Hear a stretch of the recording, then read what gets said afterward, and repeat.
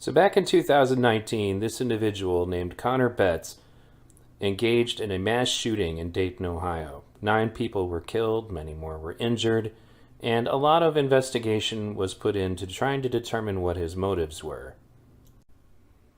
Initially, even left-leaning CNN reported on this as if this guy was obviously a leftist. And, even going so far as to report here, as well as multiple posts condemning police and supporting Antifa. There was all kinds of social media to back this statement up, and initially that's how CNN reported it. About the shooter.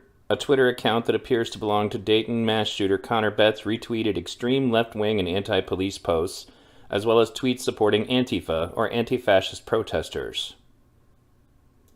Here's the main account here, and as you can see, it says he, him, pronouns, anime fan, metalhead, leftist, I'm going to hell and I'm not coming back. First, let's start by taking a look at tweets actually made by him. And obviously this one, I would say, it's kind of hard to not know what this guy's about here. Hey, if you're Nazi-friendly or adjacent, fucking unfollow me, because Nazis deserve death and nothing else. Militarist accelerationism. Burn the world to the ground to start the new one. This is like Antifa 101, at least the part that they usually only say, quietly. But in any case, then people say Gab will be back. I mean, Stormfront is still on the internet. And there's a problem with Stormfront on the internet, or do you hate free speech? And then he says, shut the fuck up, Nazi. Yeah, this looks like an Antifa account.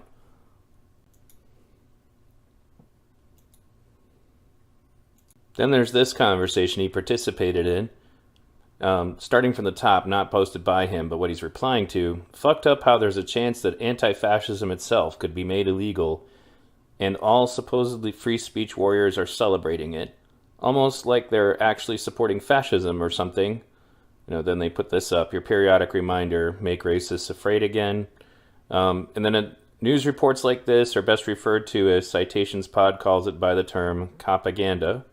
And then he says, pay attention. This shit isn't a joke. People are going to get hurt. Pay attention. And he's like referencing a QAnon post down there. So again, he's conversing with anti-fascists specifically about the issues of like what may happen to anti-fascists. And again, obvious Antifa account. Here's his response to a post about Charlottesville. Kill every fascist. Here's a conversation on Twitter where he's responding to a known Antifa member with thanks for the heads up in reference to an upcoming event that Antifa was going to be going to oppose the KKK in Dayton, Ohio. Here's Connor Betts responding to a post about the Antifa member who attacked an ICE facility. And the question was martyr or villain, and he says martyr. For those of you that are not familiar with this case, even the left-leaning Washington Post reported that this guy was Antifa. And let's take a look. So here's an article by the Washington Post that referred to the guy that he just referred to as a martyr as a member of Antifa. ICE detention center attacker killed by police was an avowed anarchist, authorities say. Man fatally shot by police Saturday after allegedly throwing incendiary objects in an immigration detention center in Washington state was an anarchist who claimed association with anti-fascists known as Antifa. Cut and dried. Here's a retweet, once again in support of this Antifa terrorist named Van Spronson. Here's another retweet, once again in support of Van Spronson, known Antifa terrorist. Speaking of retweets, I think this one in particular will do an excellent job of expressing exactly what ideological framework he's working on, because he's retweeting Antifa International. Here's another one. Anti-fascist action is self-defense. It is good, it is righteous, and it is necessary. Here's another retweet with, once again, from Connor Betts, up to an obvious Antifa account. It says, if Antifa are the real fascists and you are against them, that means you are Antifa and therefore a real fascist. Didn't think of that one, huh? But again, retweeting obvious Antifa accounts. Here's another retweet, this one obviously showing support for violent activism. Here's a retweet of him celebrating the birthday of an anarchist revolutionary. Now we get to the retweets where he shows his support for communism. Yeah, I don't really think there's any question. I mean, if you're going to retweet something like this, you must have some kind of support for communism. And finally, yeah, there's nothing subtle about this message. Literally just retweeting something like this. Again, I mean, I guess just imagine, for example, if somebody was retweeting something from Richard Spencer or the Nazi Party or, even just like claimed to be a Proud Boy, then you know that the left would be all about saying that they were a Proud Boy, white supremacist, fascist, et cetera, et cetera, et cetera, et cetera. But right now, the leftist media, like alternative media even, is attempting to try to cover this up because what happened recently is that somehow, despite all of this evidence, which I want to thank you for suffering through because I know it probably seemed kind of redundant, but despite all of this evidence, the FBI came to some pretty erroneous conclusions. This is the FBI report that basically made this news again because they finally finished their investigation. Yet somehow, despite all the obvious evidence that I just shared with you, they conclude that he acted alone and was not directed by any organization or aligned to any specific ideological group. This is obvious bullshit. And just another example of somehow the government and the FBI and all these investigative bodies will go on saying that the right is the biggest threat, as far as terrorist violence and such, and that Antifa or people who are part of Antifa are invisible to them. And predictably, as soon as the opportunity arose to cover for Antifa, CNN changed their reporting on it and went along with the FBI story, despite the very clear reporting that I just showed you earlier that made it evident that this kid was Antifa. Here's some video of the actual shooting itself, and the cops taking this guy down. It's not graphic, but it does obviously spit in the face of the narrative that the Antifa abolish the police dipshits who say that cops never prevent crime. Because if they hadn't stopped him, he would have killed a lot more people. These are people fleeing the scene. Then you'll see him come around the corner at some point wearing his gear. And then he goes down.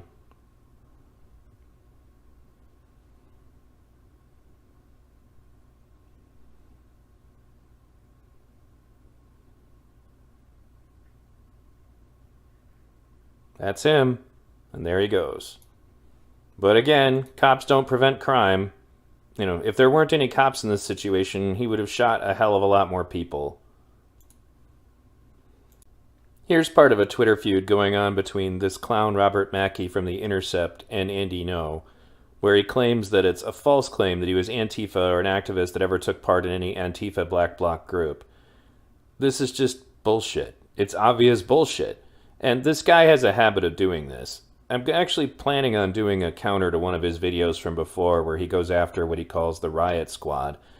Just kind of suggesting that they're right-leaning and they only report one side of things, and I'm not saying they're perfect, but he point-blank made a lot of false statements about what happened with Kyle Rittenhouse in that video, and he falsely accused Drew Hernandez of trying to take the incident in Portland where Marquis Love kicked a guy in the head out of context.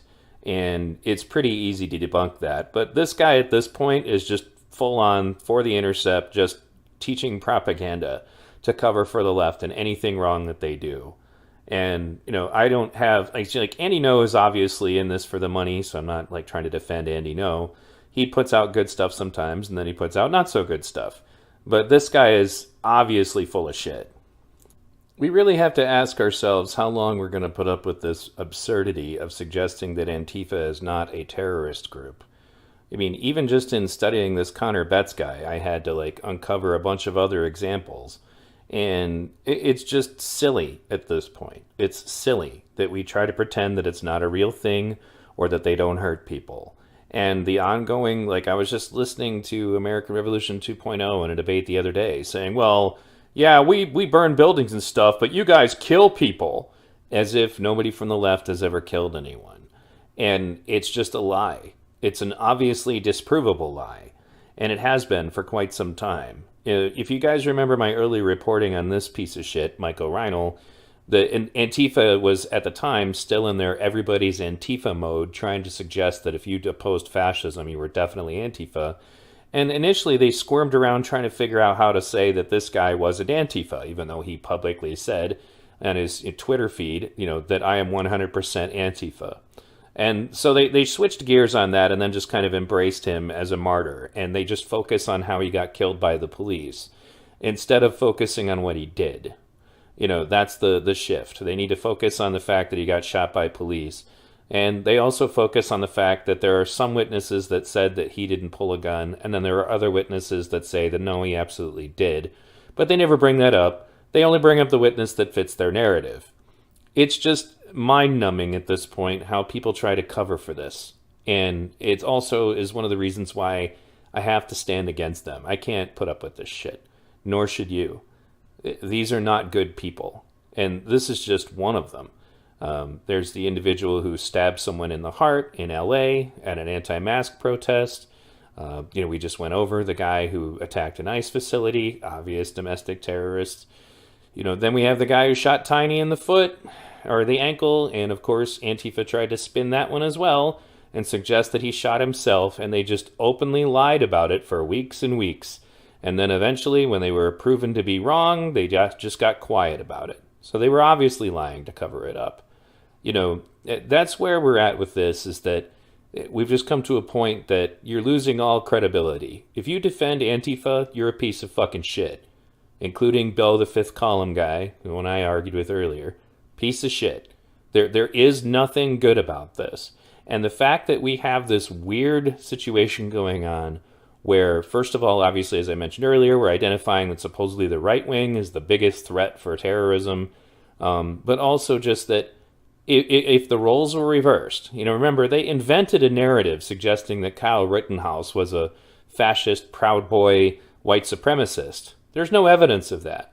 There's a fuckload of evidence that Connor Betts is a member of Antifa, or was a supporter of leftist ideologies and communism. Yet somehow the FBI said what again? Oh yeah, he acted alone and was not directed by any organization or aligned to any specific ideological group. Obvious bullshit. So the question I still haven't been able to ask is, whose useful idiots are Antifa? We already know that a lot of agents have infiltrated the right-leaning groups, and they should. But why is Antifa still getting a pass? Why is it that it hasn't been since, I think it was 2017, that the Department of Homeland Security openly spoke about Antifa as a possible terrorist threat? Why is it that they can go on being immune to any, labeling of being a terrorist group, even when they attack people, attack, facilities, engage in rioting, that their ideology openly calls for violence and suggests that their violence is self-defense? At what point exactly do we just stop allowing this lie to go on? It's just getting stupid. And I hope that people snap out of it. Because I'm a left-leaning activist who fucking hated these people back in Occupy for being violent dipshits who discredit us. And now they're just becoming murderous, and nobody wants to talk about it. I did notice that they started to back off of the everybody's Antifa thing, because that didn't work out for them. Because at the height of the everybody's Antifa, I literally had people tell me things like, even the wall of moms are Antifa. Then all of a sudden Michael Reinhold murdered somebody. And this is also when they were still passing around that stupid article that said no deaths linked to Antifa in 25 years or something like that. And it all came crashing down when Michael Reinhold murdered Jay Danielson in the street. So, anyway, folks, thanks for listening. Please consider supporting my work on Patreon. Subscribe to our PayPal. You can do that at v-radio.us or the Linktree link that is down in the description of this video. I keep getting people asking me where they could find that, even though I talk about it in every video. You can also join my various social media, such as Discord, Telegram. There's a Fans of E-Radio Facebook group you can join. You can add me on Facebook as a friend, and I do respond. You can check out all of my social media just to be absolutely sure that you get my stuff. In addition to the fact, you should also subscribe to me on all of my platforms, because I have no idea when YouTube's going to come after me again. They already banned me for a week for talking about a forbidden topic for 10 seconds in an 8-hour stream. So if you want to be sure you're going to get my stuff, that's really the only way. You can join me on Rumble, on Twitch, on YouTube. You can join my podcast, which actually links to a bunch of different podcast, platforms like Apple Podcast, etc. And I also have a BitChute. BitChute's a little buggy sometimes, so unfortunately not all of my content gets over there. And you can, I do upload things to Facebook, but Facebook is pretty sensitive, so I don't really rely on it. So in any case, guys, thanks for tuning in. Again, this coming Saturday afternoon, I will be interviewing Anne, from basically affectionately referred to as Grambo, for her testimony during the Kyle Rittenhouse trial.